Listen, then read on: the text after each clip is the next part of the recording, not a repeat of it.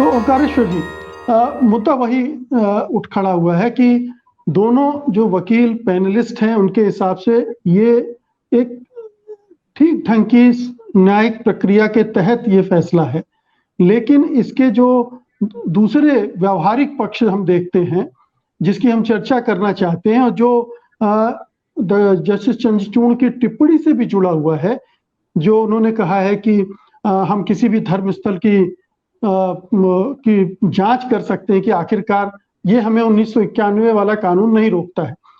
क्या आपको लगता है कि ये एक ऐसा रास्ता खुल गया है जिससे अब बहुत सारे मामले और आएंगे, लगातार कहीं कहीं इस तरह के मामले इकट्ठे होते रहेंगे, सवाल उठाए जाते रहेंगे?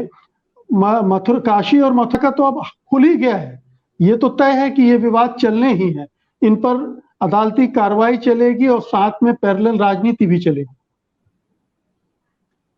माननीय सर्वोच्च न्यायालय के फैसले पे कुछ कहने का हक न मुझे है और ना ही मैं कहना कुछ चाहता हूं। माननीय सर्वोच्च न्यायालय ने अभी की स्थितियों में जो भी फैसला दिया है उसको यहाँ पैनल में मौजूद सभी लोगों ने सराहा है, मैं भी उसकी सराहना करता हूँ। एक आम आदमी, एक आम नागरिक होने के नाते मेरे सवाल कुछ दूसरे हैं। सवाल ये है, जो माननीय सर्वोच्च न्यायालय के फैसले में भी सम्मिलित है, कहा गया है कि उनकी चिंता है कि लॉ एंड ऑर्डर बिगड़े नहीं, दोनों पक्षों में शांति बनी रहे और कहीं कोई अराजकता की स्थिति न पैदा हो। इसके अलावा उन्होंने एक बात और भी कही कि मैं ये चाहता हूं, क्योंकि ये संवेदनशील मसला है, इसलिए इस संवेदनशील मसले को की सुनवाई थोड़े और जानकार व्यक्ति से करानी चाहिए। अब मुझे ऐसा लगता है कि अगर आप मान रहे हैं कि ये संवेदनशील मसला है और थोड़े और जानकार व्यक्ति से कराया जाना चाहिए, तो क्या वह थोड़ा और जानकार व्यक्ति उसी जिले में मौजूद हो सकता है या उससे ऊपर भी हो सकता है? या हाईकोर्ट के किसी व्यक्ति को इसमें लगाया जा सकता, कहा जा सकता था कि ये संवेदनशील है, एक बड़ा मसला है। दूसरी बात, आपने कहा लॉ एंड ऑर्डर को ध्यान में रखना है, उसमें भी बिगड़े नहीं। जब आप कहते हैं कि 1991 का जो कानून है उसकी जांच किए बगैर, उसके मेंटेनेबिलिटी पे डिसीजन किए बगैर हम कह रहे हैं कि वह इस तरह के धार्मिक स्थलों की जांच को नहीं रोकता, तो इसका मतलब ये भी हुआ कि हमने पहले ही उसके लॉ के मेंटेनेबिलिटी को डिसाइड कर दिया है कि वो मेंटेनेबल है या नहीं है। तब तो उस पर बात ही खत्म हो गई, उस पर तो कोई बात चर्चा करना बेकार है।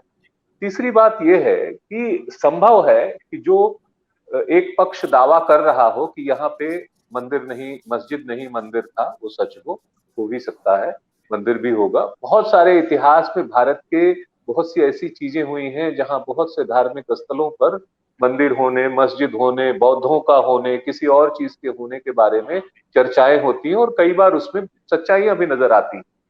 सवाल यह है कि इस तरह का कोर्स करेक्शन या करेक्शन ऑफ हिस्ट्री का हम क्या कोई एक ऐसा तारीख मुकर्रर करना चाहते हैं कि कब से हम ये करेंगे और कब से कब तक करेंगे? तो ऐसा ना करें कि भारत सरकार और माननीय सर्वोच्च न्यायालय मिलके एक राष्ट्रीय आयोग की स्थापना कर दे, राष्ट्रीय एम्पावर्ड कमेटी या जो कुछ भी उसको कहना चाहे, और कहे कि भैया देश भर में सुनवाई करो, खुदाई करो, हर गली हर मोहल्ले और जहां जहां जिसका जिसका है उसको दे दो वापस।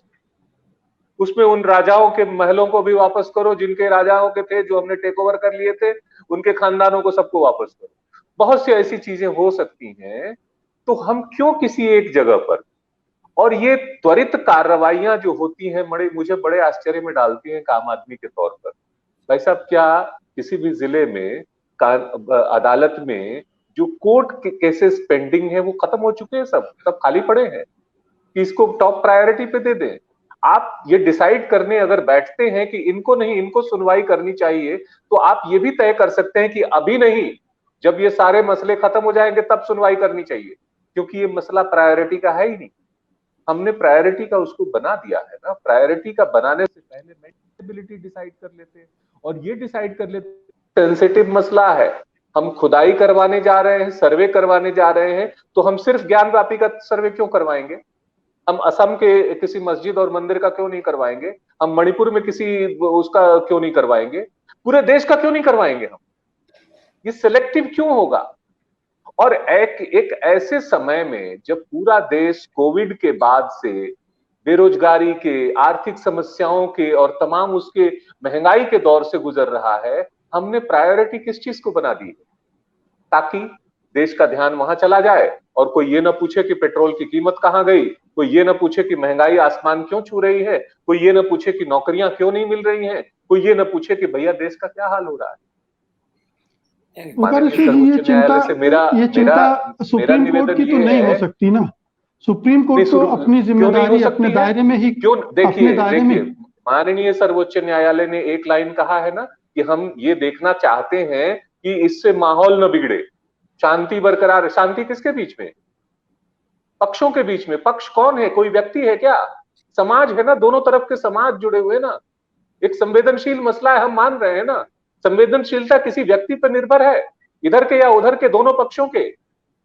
क्या ये ग्रुप ऑफ पीपल है कि 5 लोग इधर 5 लोग उधर, इनको दोनों को अलग अलग नजरबंद कर दो, बात खत्म हो गई? ये तो पूरे देश के संवेदनशीलता मसला है ना। भावना, धार्मिक भावनाएं किसी व्यक्ति, किसी समूह या किसी जिले तक सीमित नहीं रहती, वो पूरे देश में फैलती हैं। उसका क्या करेंगे आप? बिल्कुल। तो मेरा निवेदन ये है कि इस पर एक बार पुनर्विचार करना चाहिए सभी पक्षों को बैठ के कि भाई आओ चलो हम मान लेते हैं कि भारत में मुगलों का आक्रमण हुआ, ब्रिटिशर्स आए, तमाम लोगों ने तमाम तरह के चीजें की, जलियांवाला बाग हत्याकांड हुआ, इसके बाद हम ब्रिटेन से सारे रिश्ते नाते तोड़ रहे हैं क्योंकि उसने ऐसा किया था। सब कुछ कोर्स करेक्शन कर लेते ना। जी ठीक है फिर।